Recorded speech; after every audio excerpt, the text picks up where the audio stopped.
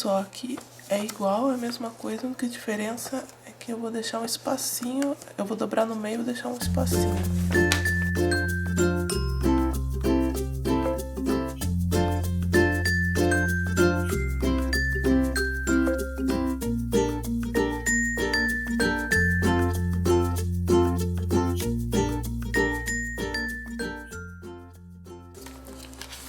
Olha só, eu deixei um espacinho de cada lado, aí ficou essa fresta aqui. Eu vou desdobrar e fazer o mesmo desse lado.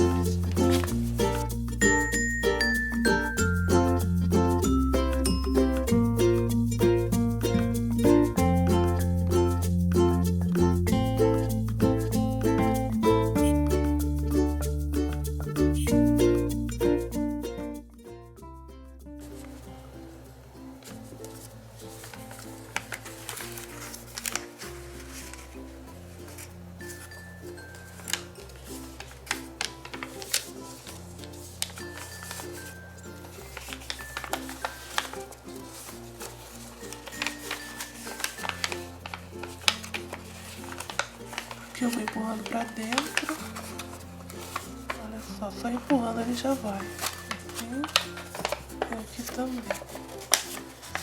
Aí é só dobrar.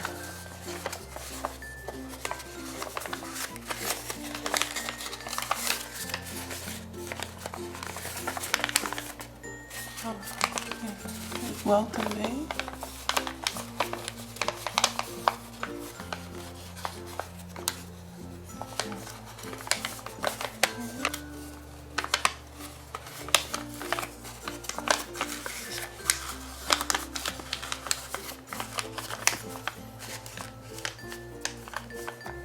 Pronto.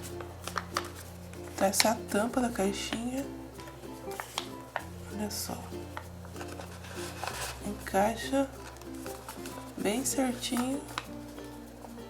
Aí você pode usar para colocar objetos, um porta-treco, né? Pode usar para colocar um presente. Se você tem um presente pequeno, não tem uma caixinha, fica bem bonitinho. Aí coloca um lacinho aqui, divisórias numa gaveta. Você pode usar só essa parte aqui, fazer divisórias numa gaveta. Aqui eu usei papel reciclado. Esse é um papel de catálogo, então esse de baixo aqui é a capa do catálogo, ele é mais firminho, né? Olha só, ficou bem legal. Então é isso aí, pessoal. Espero que tenham gostado desse vídeo. Se você gostou, clique em gostei, se inscreva no nosso canal. Super abraço e até mais.